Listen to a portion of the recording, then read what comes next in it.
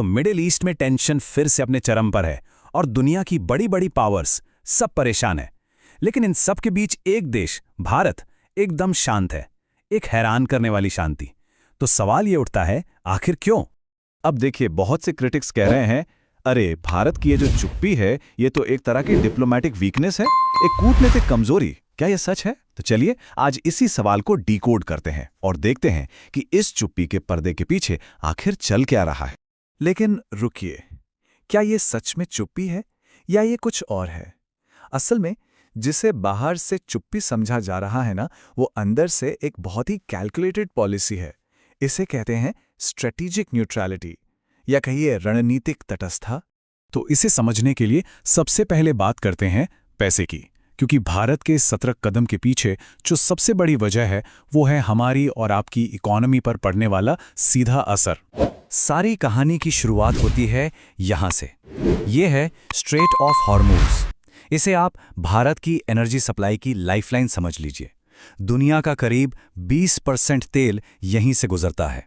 अब सोचिए, अगर इस नस में, इस लाइफलाइन में जरा सी भी रुकावट आई तो क्या होगा? पूरी इकोनॉमी की सांसें अटक सकती हैं। अगर यहाँ टेंशन जरा भी बढ़ता है तो कच्चे तेल का बैरल सीधा $100 के पार। और इसका मतलब क्या है? सीधा असर हम सबकी जेब पर। पेट्रोल, डीजल, सब्जियां, हर चीज महंगी। मतलब महंगाई की एक नई सुनामी आ सकती है। और देखिए, बात सिर्फ पेट्रोल डीजल की नहीं है। जब तेल महंगा होता है ना, तो ट्रांसपोर्ट महंगा होता है, जिससे हर चीज के दाम बढ़ जाते हैं। रुपया कमजोर होता है, हमारा करंट अकाउंट डेफिसिट यानी सीएडी वो बढ़ जाता है। सिंपल भाषा में कहें तो देश की कमाई कम और खर्चा ज्यादा होने लगता है। ये एक खतरनाक साइकिल है। चलिए इकोनॉमी से आगे बढ़ते हैं, क्योंकि ये सिर्फ पैसे की बात नहीं है। भारत इस वक्त एक बहुत ही पतली डिप्लोमेटिक रस्सी पर चल रहा है। एक तरफ कुआं, दूसरी तरफ खाई, और एक भी गलत कदम सब कुछ बिगाड़ सकता है। ये नंबर देखिए, 80 लाख।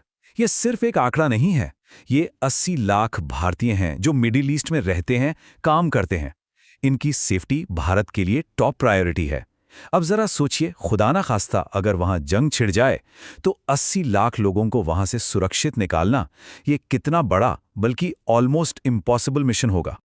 और यहीं पर मामला और भी कॉम्प्लिकेटेड हो जाता है। एक तरफ इजराइल, हमारा एक गहरा डिफेंस पार्टनर, जिससे हमें ड्रोन, मिसाइल टेक, इंटेलिजेंस सब मिलता है। और दूसरी तरफ है ईरान, जो हमारी एनर्जी सिक्योरिटी के लिए जरूरी है, और चाबहार पोर्ट के जरिए सेंट्रल एशिया का गेटवे भी। अब बताइए, भारत किसका साथ दे? किसी एक को चुनना मतलब दूसरे को खोना, और भारत दोनों को खोना अफोर्ड नहीं कर सकता। तो सवाल ये है कि भारत इस मुश्किल सिचुएशन को हैंडल कैसे कर रहा है? इसका जवाब छिपा है हमारी फॉरेन पॉलिसी की जर्नी में। हम उस नॉन अलाइनमेंट वाले दौर से बहुत आगे निकल आए हैं। आज की पॉलिसी को कहते हैं मल्टी अलाइनमेंट। अब ये क्या है? इसका बहुत सीधा सा मतलब है, हम किसी एक कैंप का हिस्सा नहीं हैं। हम अमेरिका के भी दोस्त हैं, रूस के भी। हम सबके साथ काम करेंगे, लेकिन सिर्फ और सिर्फ अपने नेशनल इंटरेस्ट के लिए। ये भागने की नहीं, बल्कि सबको साथ लेकर अपने रास्ते पर चलने की पॉलिसी है। ये जो बदलाव है वो यहाँ एकदम साफ है। कोल्ड वॉर के टाइम में हम नॉन अलाइन थे, मतलब दोनों सुपर पावर से बराबर की दूरी। लेकिन आज हम मल्टी अलाइंड हैं, मतलब अमेरिका से स्ट्रैटेजिक पार्टनरशिप, रूस से डिफेंस टाइज, इजराइल से टेक और ईरान से एनर्जी। हम सबके साथ हैं, क्योंकि आज की दुनिया में एक ही रूल है, इंडिया फर्स्ट।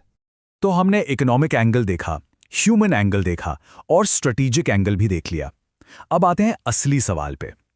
क्या भारत का ये जो स्ट्रेटेजिक पेशेंस है, ये जो धैर्य है, क्या ये वाकई सही फैसला है? देखिए, ऐसा नहीं है कि इस चुप्पी में रिस्क नहीं है, बिल्कुल है। आलोचक कहते हैं कि भारत इनडिसाइसिव लग रहा है, फैसला नहीं ले पा रहा। लेकिन अगर आप इसका हिसाब किताब करें तो फिलहाल शांत रहकर अपने लोगों को, अपनी इकोनॉमी को और अपने डिप्लोमेटिक ऑप्शंस को बचाए रखने का जो फायदा है वो इस रिस्क से कहीं ज्यादा बड़ा है। और यही आज की कॉम्प्लेक्स दुनिया का सच है। फॉरेन पॉलिसी आइडियलिज्म यानी आदर्शवाद पर नहीं, रियलिज्म यानी यथार्थवाद पर चलती है। और भारत के लिए सबसे बड़ा यथार्थ क्या है?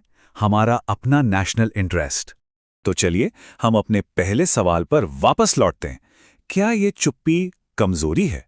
मुझे लगता है अब तक की हमारी बातचीत से ये साफ हो गया है कि ये कमजोरी नहीं, बल्कि ये एक डिप्लोमैटिक मैच्योरिटी एक सोची समझी रणनीति का सबूत है।